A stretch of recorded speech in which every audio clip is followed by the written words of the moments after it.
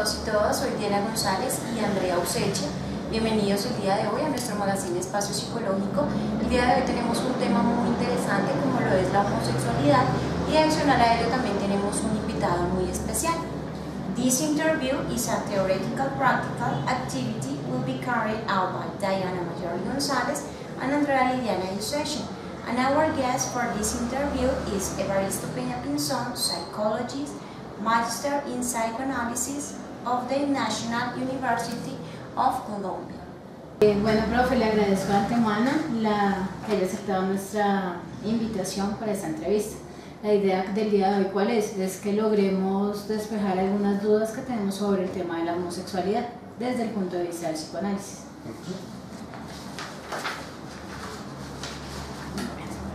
Entonces, desde el punto de vista del psicoanálisis, ¿cómo se define la homosexualidad? Se define como una elección que puede hacer una persona en función no solo de su identidad sexual, sino de sus gustos respecto a la relación que pueda establecer con un objeto con el que va a obtener placer sexual. Entonces, en ese sentido, la homosexualidad es una forma, ¿sí?, de muchas existentes, no existe solo heterosexualidad y homosexualidad, de muchas existentes, de vérselas con el deseo y el goce sexual. Okay. Bueno, desde el punto de vista del psicoanálisis se considera, es decir, no se consideraría como trastorno. No, desde el punto de vista del psicoanálisis es una elección posible. Desde los comienzos, para Freud, la cuestión de la homosexualidad estaba enmarcada como una perversión, pero entendida esta perversión como algo que se salía de la norma. Si bien hay una connotación inclusive jurídica respecto a la perversión, para el psicoanálisis siempre la homosexualidad ha sido la posibilidad de cuestionar que la sexualidad humana no es de una sola forma, no es necesariamente normativa y siempre está en función de elecciones subjetivas. En la actualidad, para el psicoanálisis y especialmente para el psicoanálisis de orientación lacaniana, la cuestión de la homosexualidad no es ni una enfermedad ni un trastorno. Puede ser motivo de dolor para el sujeto homosexual en la medida en que, si no ha asumido esa condición y no ha podido asumir alguna situación culpabilizante o que genere ideas persecutorias de él mismo, entonces ahí sí, la homosexualidad, pero no en sí misma, sino lo adyacente a la homosexualidad, se convierte en un aspecto que bien se podría tratar por el psicoanálisis. El psicoanálisis en este momento y desde el comienzo no se ha propuesto, por lo menos con Freud y con Lacan, no se ha propuesto curar homosexuales en el sentido de volverlos heterosexuales. Eso podría pasar. Eso puede pasar cuando alguien tiene una inquietud acerca de su orientación sexual y es posible que haya probado y sin tener mayor culpa, más bien preguntas alrededor de su orientación sexual, es posible que un psicoanálisis le ayude a definir cuál es su verdadera orientación sexual, pero no con una idea normativa. Okay. Profe, con respecto pues, a algunos relatos que tienen las personas que actualmente son homosexuales, tienen mucho que ver, o sea, se presenta, es como muy frecuente que hayan sufrido abusos sexuales en la niñez. Podríamos decir que un abuso sexual podría llevarlo a una homosexualidad, o sea, tendría que una relación directa. Dudo mucho de eso. Ni pasa eso con todos los homosexuales, ni pasa eso con los heterosexuales. Hay muchas personas que son heterosexuales que han tenido que vivir un traumatismo, una vivencia sexual traumática en la infancia y no por eso se puso en juego una elección u otra.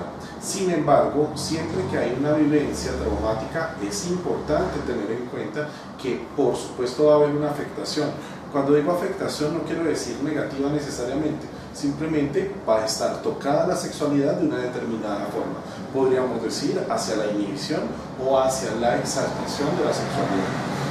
En ese sentido, no toda persona que viva un evento traumático en la infancia tenderá a la homosexualidad. Eso no es cierto. Sin embargo, las vivencias sexuales de la infancia, en todos los casos, tanto de homosexuales como de heterosexuales y de otras formas de elección del disfrute sexual, sí tienen que ver con la infancia. En ese sentido, no podemos hacer una correlación positiva, como dirían las personas que se dedican a lo cuantitativo. No hay tal respecto a la violencia sexual vivida en la infancia y la homosexualidad. No necesariamente. Bueno, profe, con respecto a lo que nos decía anteriormente de la bisexualidad que se puede decir que se plantea desde el psicoanálisis, nos podría hablar un poco de cuándo se acuña o como tal ingresa ya el término homosexualidad, tanto como...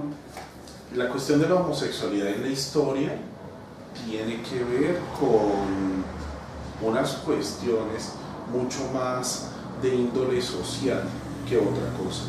Por eso vamos a encontrar que la palabra homosexualidad realmente se acuña en el siglo XVII, tal vez, no tengo el dato exacto, y se acuña primero la palabra homosexualidad y luego la palabra heterosexualidad. Eso está perfectamente explicado en el libro de Pascal Quignard, El sexo y el espanto, en el cual, si bien él se dedica a hacer un estudio acerca de la Grecia clásica, ¿sí? Y cómo en ese vínculo social que tenían en la Grecia clásica, 700 años antes de Cristo, no había ninguna dificultad con ser o no ser homosexual o con ser bisexual. Más bien el concepto que ellos tenían era activo y pasivo. Si nosotros revisamos la teoría freudiana, vamos a encontrar justamente un interés respecto a la actividad y la pasividad. Lo que Freud rápidamente va a encontrar es que hay una disposición bisexual en todos los niños y en todas las niñas. Y esto básicamente sucede porque ningún niño ni ninguna niña, desde el punto de vista teórico del psicoanálisis, viene con una carga hormonal o genética que indique que va a desarrollar su identidad y su elección por unas vías pretendidamente naturales, es decir, que corresponda el sexo biológico con la identificación. Eso no es cierto. Lo que sí vamos a tener es que en la vía de las experiencias de la temprana infancia y en la vía de las elecciones que se hacen tanto en la temprana infancia y se consolidan en la adolescencia, los niños, las niñas, los jóvenes, ¿sí?, van a tener la oportunidad de tomar algún camino a partir de esa bisexualidad. Esa bisexualidad, ¿cómo se puede entender desde el punto de vista freudiano y lacaniano? Todos los niños y todas las niñas ingresan al mundo humano por la misma vía, y esa vía no es otra que el deseo materno, es decir, somos el objeto de deseo para nuestra mamá, y eso se cumple tanto para hombres como para mujeres, digamos de una manera equivalente. Si eso es así, las niñas entran de la misma manera que los varoncitos, y los varoncitos también entran, ¿sí?, por la misma vía que las niñas a la realidad humana. El niño o la niña va a tener que vérselas con diversos conflictos emocionales, ¿sí?, afectivos en su temprana infancia, porque va a amar y a odiar tanto a la madre como al padre. Cuando empieza a darse cuenta de unos elementos organizados por lo real y por lo simbólico respecto a la presencia y la ausencia del pene, ahí es cuando el niño o la niña tendrá que asumir una postura, una decisión frente a su propio cuerpo y al cuerpo del otro. Cuerpos que afuera tendrán o no tendrán ese órgano, digamos, muy especial porque está presente en unos cuerpos y muy especial porque está ausente en otros cuerpos. Pero entonces ahí hablo del órgano, por eso hablo del órgano. ¿Por qué hablo de lo simbólico? porque ese órgano va a tener un valor, y ese valor es un valor simbólico, es un valor de transacción. Y por supuesto se va a tejer gracias a lo imaginario. Ahí es donde en los 3 registros propuestos por Lacan encontramos la explicación de esa disposición bisexual de niños y niñas que entran por el mismo canal de la realidad, que es el deseo materno, y que van a tener que tomar una decisión respecto a su identidad y las elecciones por cuenta del complejo de castración, es decir, por darse cuenta que hay seres que tienen pene y otros que no lo tienen. Ok, perfecto. Entonces, con respecto a esto, pues, bueno, le voy a hacer otra pregunta, pero creo que ya viene en esta. No se nace. Eso es aproximadamente entre 6 y 8 años. ¿Me corrige, por favor?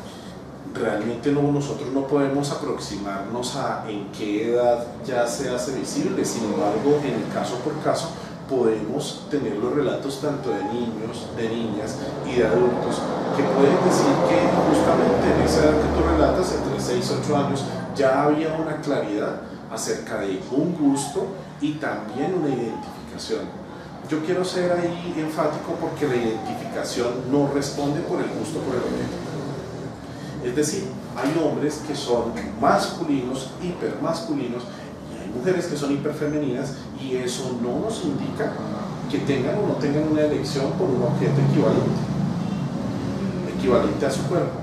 Entonces eso es muy interesante. Vamos a encontrar tanto hombres feminizados como hombres masculinos que gustan de hombres y de mujeres también, o de ambos. Y también la misma situación en las mujeres. Por eso el asunto es mucho más rico en el abanico de posibilidades objetivas que en la comprensión que en algunos otras disciplinas, en otras teorías, pretenden o proponen con la bifurcación exclusiva entre heterosexualidad y homosexualidad. Profe, con respecto a eso que me indica, se podría decir entonces que no, bueno, ya dijimos que no se presenta trastorno con la homosexualidad, no es un trastorno, no se ve como trastorno. Por lo menos desde el psicoanálisis no lo vemos como un trastorno. Sí, porque con respecto a eso, pues ya la psicología conductual como tal lo tenía como trastorno anteriormente, pero bueno, no nos extraemos. ¿Sí entraría a ver la bisexualidad como trastorno? Sabes que tampoco. Partimos del hecho de que se trata de una condición, ¿sí?, en la que el niño y la niña entran, porque los niños y las niñas son objetos queridos por el otro. Siempre. Alguien podría decir, no, pero hay un niño al que no quieren. No, lo que hay que preguntarse es para qué lo quieren. A veces los quieren para el amor, en el sentido de que hay padres amorosos, ¿sí?, que ponen en su deseo ese querer al niño o a la niña en pro de algo que digamos es positivo en el lazo social y en el lazo social mínimo que es entre ellos. Pero también hay situaciones en las que no se quiere al niño o no se quiere a la niña para ese fin.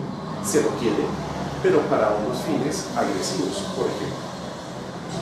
En ese sentido, si lo traslado a la cuestión de la bisexualidad, tanto niñas y niños siempre vienen en el canal de ser queridos por el otro.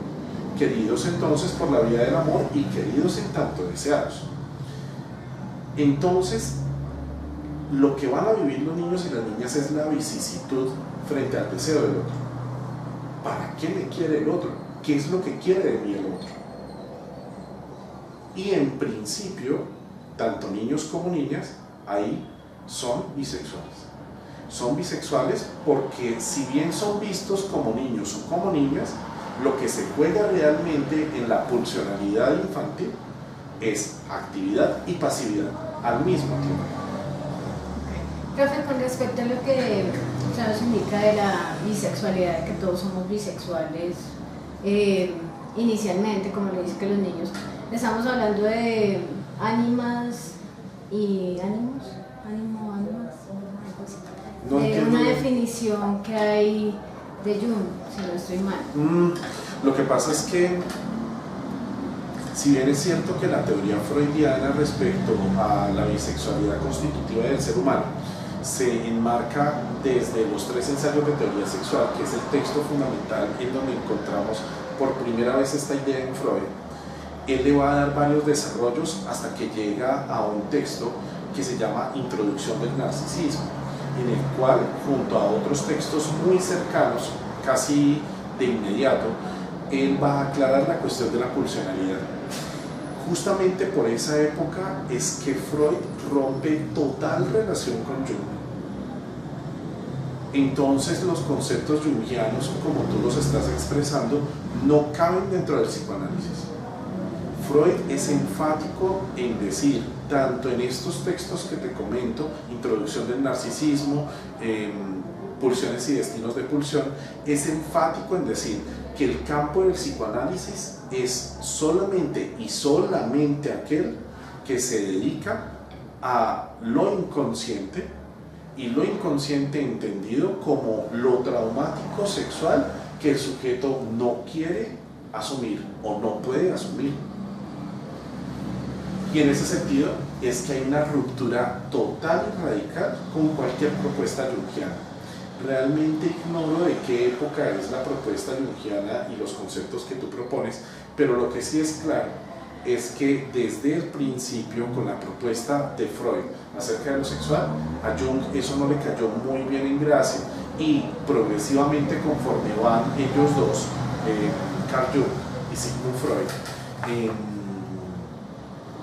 discutiendo acerca de cuál es el objeto, cuál es el método y cuáles son las prerrogativas con las que se puede establecer un andamio suficientemente claro y fortalecido teórico del psicoanálisis, Jung abandona y Freud también lo rechaza.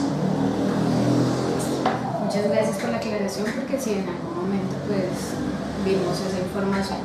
Bueno, profe, ¿se podría decir que el incremento en la actualidad de la homosexualidad se debe a que de pronto ha disminuido un poco el machismo? Sabes que yo lo veo más por otra parte, yo lo veo más por la cuestión de la emergencia de la expresión tanto subjetiva como de grupos organizados alrededor de los derechos sexuales y reproductivos. Por supuesto que una de las banderas más altas y mejor enarboladas ha sido la del feminismo.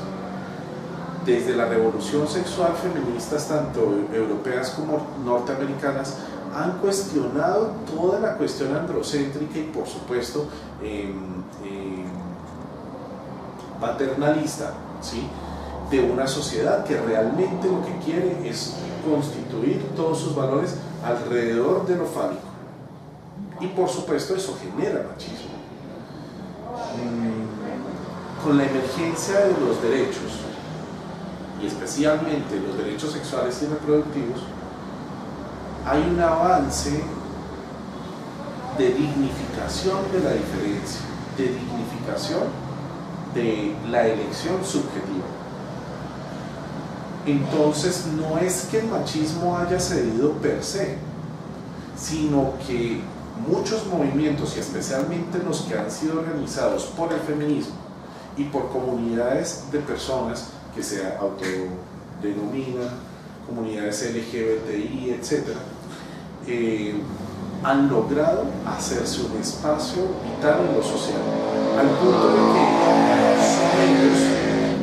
al punto de que son ellos hoy, especialmente lesbianas y gays, los que promueven valores familiares. Es muy interesante. Son ellos los que están pidiendo que se les admita el vínculo social con matrimonio y con hijos, si bien no los pueden obtener naturales, al menos adoptados.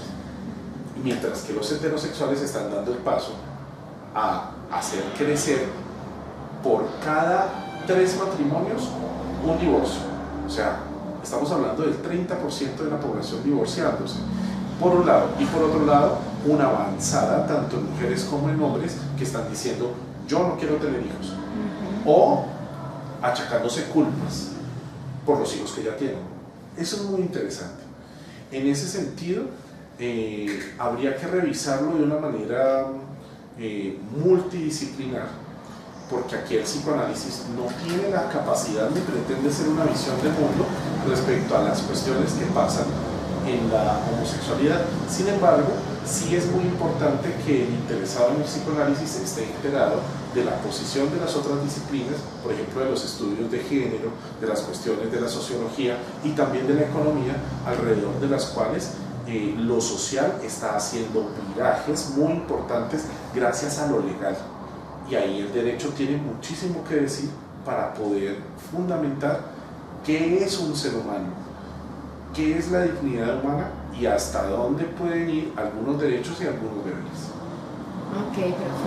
Bueno, profe, muchísimas gracias. Se nos agota el tiempo por hoy. Le agradecemos por aceptar la invitación. Quedamos para la próxima semana. Me gustaría seguir profundizando este tema de pronto sobre una película muy interesante que es La chica danesa. Okay. Muchas gracias a todos nuestros televidentes por haber compartido con nosotros este pequeño espacio. Esperamos haya sido de su agrado. Muchas gracias por habernos acompañado. No olviden escribirnos sus inquietudes y sugerencias a nuestro correo electrónico espaciopsicológico@gmail.com y de igual manera no olviden conectarse con nosotros nuevamente en nuestra próxima edición, en nuestro próximo programa, porque vamos a tocar un tema muy particular. Vamos a seguir con esta entrevista y vamos a hablar sobre una película muy interesante como lo es La chica danesa. Muchas gracias.